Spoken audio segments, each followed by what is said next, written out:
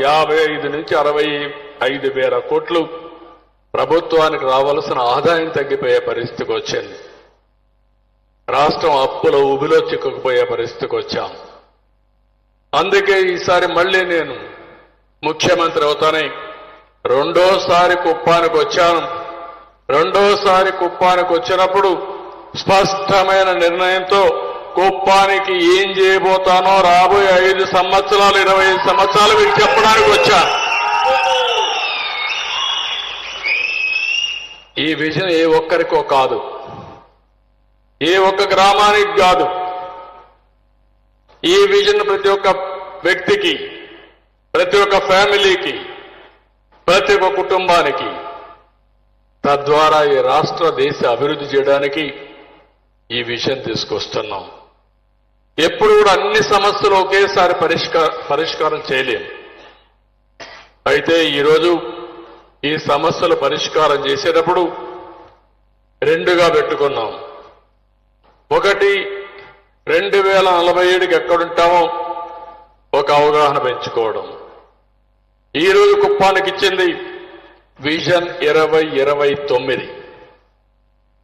2029కి ఏ విధంగా అభివృద్ధి చేస్తామో నిర్దిష్టమైనటువంటి టార్గెట్స్ పెట్టుకున్నాం. ఏదో 29లో మీకు చెప్పడం కాదు, 29 నుంచి సంవత్సరం వారిగా 25లో ఏం జరుగుతుంది, 26లో ఏం జరుగుతుంది, 27లో ఏం జరుగుతుంది, మళ్ళీ 3 నెలలకు ఒకసారి బ్యాక్వర్డ్ ఇంటిగ్రేషన్ చేసి అన్ని డిపార్ట్మెంట్లలో కూడా నిర్దిష్టమైన ఆలోచనలతో ప్రభుత్వం నుంచి ఏ ఫండ్స్ రావాలి, ప్రైవేట్ నుంచి ఎలాంటి వ్యక్తులు వచ్చి పెట్టుబడులు పెడతారు, అందరినీ సమన్వయం చేసుకుంటూ మనం అనుకున్నటువంటి విజన్ సాధించడానికి ఈ కార్యక్రమాన్ని పెట్టుకున్నాం. ఈ కొండే మిమ్మల్ని అందరినీ ఒకటే కోరుతున్నా, ఇవన్నీ చూసిన తర్వాత మీకు కూడా ఒక ఆలోచన రావాలి. పుట్టినప్పుడు అందరూ మామూలుగానే పుడతాం. చదువుకునే సమయంలో కొంతమంది బాగా చదువుకొని శ్రద్ధ చూపించి ముందుకు పోతారు. కొంతమంది జీవితంలో అనునిత్యం కొత్త విషయాలు నేర్చుకుంటూ, చదువు లేకపోయినా కొత్త విషయాలు అధ్యయనం చేస్తూ జీవితంలో బాగుపడతారు. చదువు అనేది కూడా చాలా ముఖ్యం.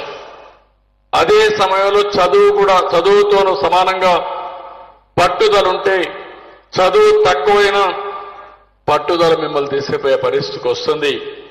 జీవితమే ఒక అనుభవం నేర్పిస్తుందని చెప్పి కూడా నేను మీకు తెలియజేస్తున్నా. నేను కూడా మీ మారిగా ఒక పల్లెటూరులోనే పుట్టా. 6 కిలోమీటర్లు నడిచాను హై స్కూల్కి పోవడానికి. తర్వాత ఎమ్మెల్యే కావాలనుకున్నా ఎమ్మెల్యే అయ్యాను. తర్వాత మంత్రి అయ్యాను, ముఖ్యమంత్రి అయ్యాను. అయితే మీకు అనిపిస్తుంది అందరికీ జాక్పాట్ అని. జాక్పాట్ ఎవరికి కాదు, జీవితంలో కష్టపడితేనే జీవితంలో పైకి వస్తాం, లేకపోతే ఎవరు కూడా పైకి రారు. ఒకసారి అవకాశం వస్తుంది కానీ ఆ అవకాశాన్ని సద్వినియోగం చేసుకోకపోతే మళ్ళా ఇది వైకుంఠపాడే, మళ్ళా కిందికి వస్తారు. మీరు పైకి పోయిన వాళ్ళు కింద పడతారు.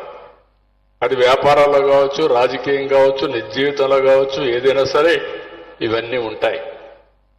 నేను అందుకని ఈసారి ఇన్నిసార్లు నేను రాష్ట్రం అంతా శ్రద్ధ పెట్టా, మేజర్గా అన్ని విషయాల్లో ముందుకు పోయాను.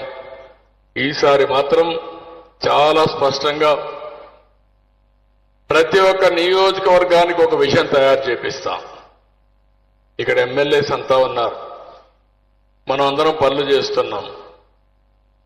మనం ప్రజలకు కానీ దగ్గరుండి వాళ్ళ యాస్పిరేషన్స్ ఎప్పటికప్పుడు నెరవేరుస్తూ వాళ్ళకు అందుబాటులో ఉండి ఏం చేయాలో చెప్పగలిగితే శాశ్వతంగా ఎమ్మెల్యేలుగా పెట్టుకునే పరిస్థితి వస్తుంది. కుప్పం నియోజకవర్గంలో మీరు చూస్తే ఇప్పటికి తెలుగుదేశం పార్టీ పెట్టినప్పటి నుంచి వేరే జెండా చూడని నియోజకవర్గం కుప్పం నియోజకవర్గం అన్నిసార్లు గెలిపించారు. అంటే ఇక్కడుండే ప్రజల అభిమానం, పార్టీ మీద ఉండే నమ్మకాలు కూడా వస్తాయి.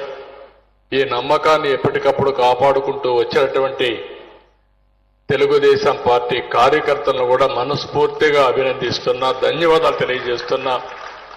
వాళ్ళ శ్రమ కూడా చాలా ఉంది. ఈరోజు తిరిగి మీ రుణం తీర్చుకోవడానికి ఇక్కడికి వచ్చాను. ఈ 5 సంవత్సరాల్లో అన్ని విషయాలు మనం ఎక్కడున్నాం, ఏం చేస్తే మనం ముందుకెళ్తాం, దీనికి రిసోర్సెస్ ఏం కావాలి, ఫైనాన్షియల్ రిసోర్స్ ఏం కావాలి, మిగిలిన అన్ని కూడా ఒక స్పష్టమైన వైఖరితో నేను ఇక్కడికి వచ్చాను. ఇది అయిన తర్వాత మీకు ఒక ఐడియా వస్తుంది. అందుకే కాడా అథారిటీ కూడా తీసుకొచ్చాం, కుప్పం ఏరియా డెవలప్మెంట్ అథారిటీ తీసుకొచ్చాం. ఒక ఐఏఎస్ ఆఫీసర్ని, యంగ్స్టర్ని, వికాస్ని దానికి స్పెషల్ ఆఫీసర్గా పెట్టాం. కలెక్టర్ కూడా యువకుడు, ఉత్సాహవంతుడు, వారికి కూడా అప్పచెప్పాను. జిల్లా లెవెల్లో ఎలాంటి ఇబ్బందులు లేకుండా చేయడం ఆయన బాధ్యత. ఇక్కడ నాకంటే ఎక్కువ స్పీడ్ పరిగెత్తాల్సిన బాధ్యత వికాస్కుంది. కాడా స్పెషల్ ఆఫీసర్ మీద ఉంది. నేను ఎప్పుడు కూడా రేపు పని నిన్నే అయిపోవాలని కోరుకుంటాను. అది నా నైజం. అందుకే నేను ఎప్పుడు ఇంపేషెంట్గా ఉంటాను. నేను ఏదైనా ఒక లక్ష్యం అనుకుంటే ఆ లక్ష్యాన్ని సాధించే వరకు నేను ఎక్కడ కూడా వెనుకాడను. కష్టాలన్నీ ఉంటాయి, ఇబ్బందులుంటాయి. అసాధ్యమైన పనిని సుసాధ్యం చేస్తేనే మనకు ఒక తృప్తి ఉంటుంది, సాటిస్ఫాక్షన్ ఉంటుంది. అలాంటి దానికి ఈరోజు నాంది పలుకుతున్నాం. ఈరోజు నేను అందుకని మొత్తం ప్రజెంటేషన్ చేస్తా. తర్వాత ఏదైనా డౌట్స్ ఉంటే మీరు అడగండి. అవి కూడా చెప్పిన తర్వాత ఈరోజు ఇక్కడ విజన్ డాక్యుమెంట్ నేను చేసి వెళ్ళిపోతే, ఒక పుస్తకంలో పెట్టి వెళ్ళిపోతే, మీరు కూడా ఇనేసి ఇంటికి వెళ్ళి పడుకుంటే ఇది నిజ రూపం దాల్చదు. Be clear on that. ప్రతి ఒక్క ఇంటిలో చర్చ జరగాలి. చదువుకున్న ప్రతి ఒక్క వ్యక్తి ఇందులో భాగస్వామి